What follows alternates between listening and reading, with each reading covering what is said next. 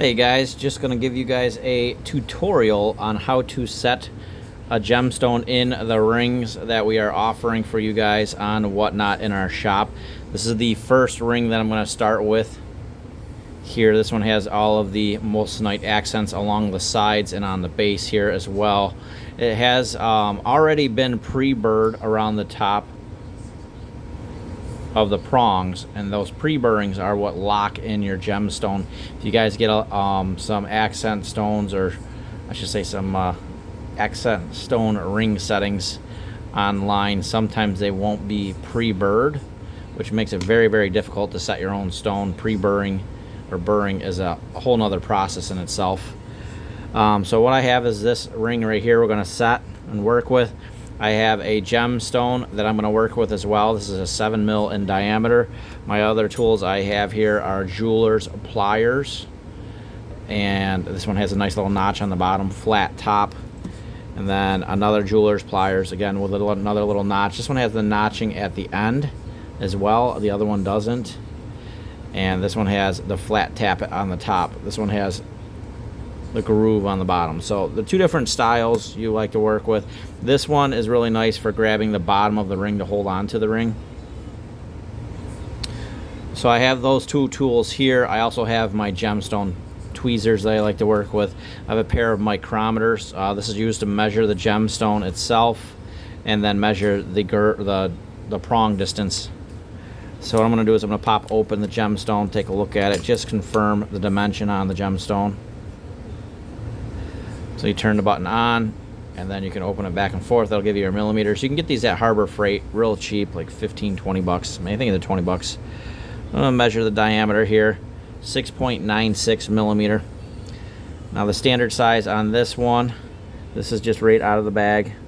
I'm going to measure from burr to burr using the inside caliper. And that one, you got to zero that one out, sorry. Let's do that one more time. From burr to burr, it's 6.11, so it's a little bit smaller. So what you want to do is you want to extend these out a little bit, and what you want to do that by is taking this with this end of the bend and pull it out gently. Okay, when you do this, I like to take a general rag like this. This is like a eye cleaner rag, and what you can do is you grab each prong like this and you gently pull the prong out to get that extra distance to get that stone to fit in there. So you're just going to work your way all the way around, just a little bit. Go just a little. It's better to go a little bit amount than a lot. Now I'm working through obviously a camera right now, but as you guys are setting your ring, set up a cell phone just like how I do right now, having my video, and I work through the cell phone camera to give you better eyes on the gem and on the setting, because you can zoom in, zoom out if you have a good camera, and it'll help you set your stone. So what I'm going to do is I'm going to grab the gem that I'm going to set with my pliers, with my tweezers, and I'm going to set it in the ring setting to see how it fits. So it's going to want to go cockeyed sometimes. What you're going to do is just use your tip of your finger to push it down. You want to sort of adjust it a little bit at a time. And you can feel that it starts to click down. You can see it started to click underneath that one little burr.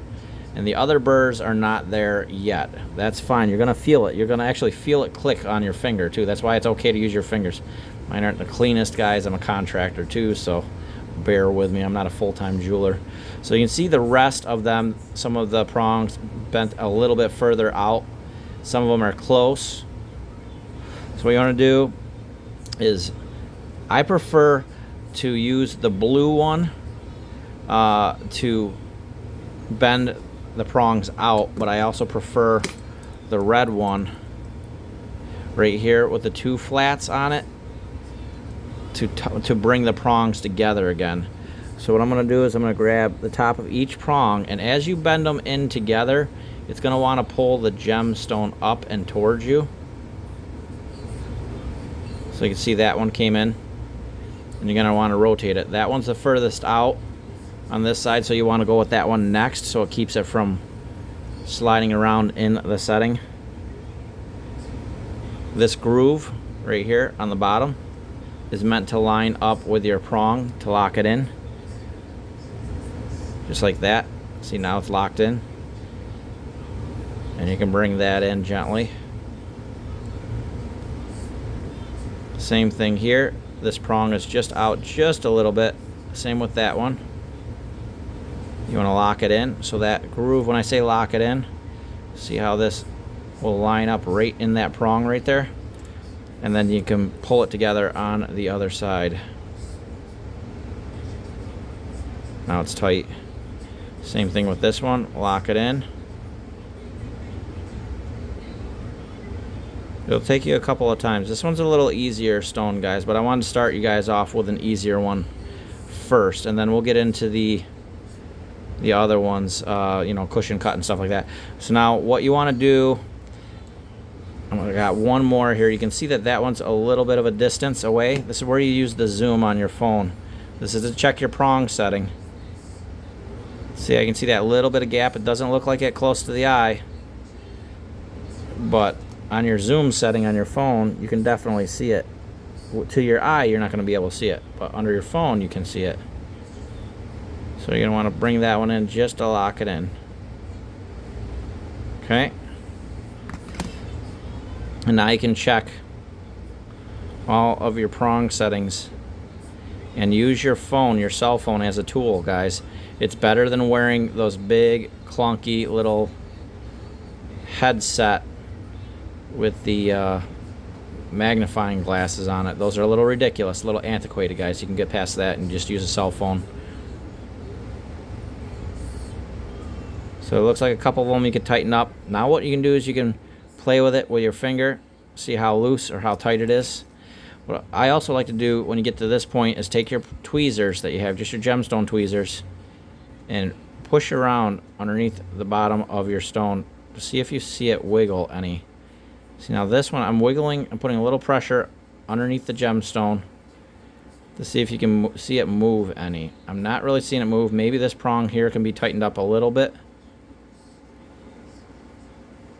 but she is overall quite tight.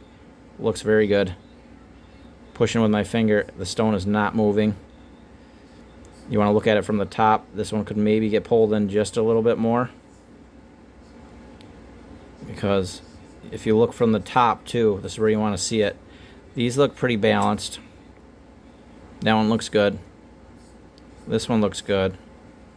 This one looks good, you know, just like all of these, but this one looks like it's a little further out. So we can give that a little pry in.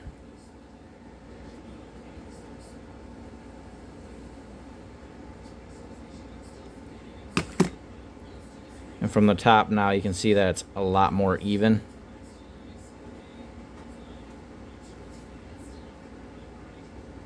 So that's a very, very basic, easy setting to handle. This is a round in a round setting. Now I'm going to look along the edges.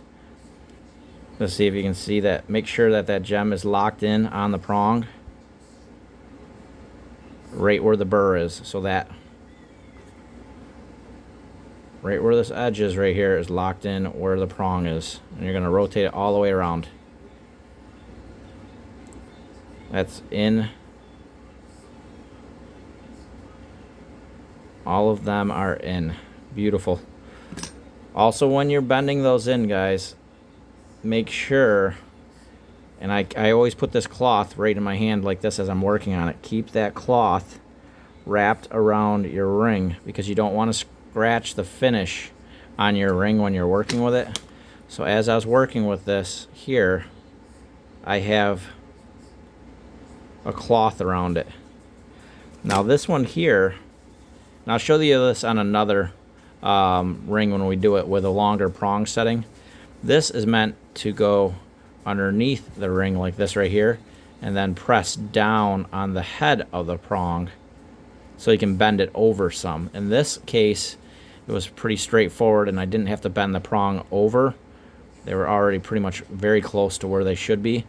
But if we worked with a smaller gem, similar to like this one here, this is when I had to bend the prongs up and over the stone, because you can actually bend the prongs over to make it sort of like a claw and grab the gemstone. So that is where you're going to use this tool here with the little bend on the bottom. You're going to grab the bottom of the ring and then bend down the prong over the gemstone. So there's two different ways you can do it. You can do it with the claw, or you can do this where it locks in on the side.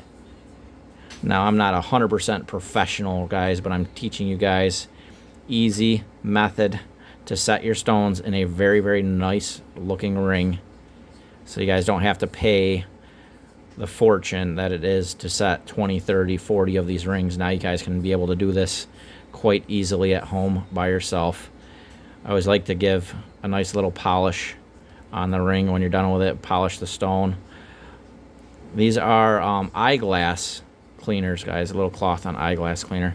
So if I zoom out on the ring now, it's nice and tight. You can feel it with your finger too. You can move it around and see if it feels tight or loose. This one feels tight. If it's loose, you'll feel it sort of clicking between the prongs. There's no clicking on this one. So here we are, guys. Let me get some tweezers here to hold this, and you can see what the finished product is here. There she is. Beautiful green zircon. Properly set. Didn't take much effort on this one, but as we start going along, guys, I'll start showing you some that are harder to do. This setting will also take a cushion cut and a pear cut too. It's just a matter of modifying the prongs. Alright, guys, we hope this helps. This is just a start. We're doing it a lot easy. Very easy for you guys right now. And then we'll start getting a little bit harder and harder in the next few days. Have a wonderful day, guys. Have a wonderful Christmas. Next day after tomorrow is Christmas, so enjoy your time off if you're off from work. And you can catch these settings in our Whatnot show at Gem Bradley's Collectibles. Have a good one, guys.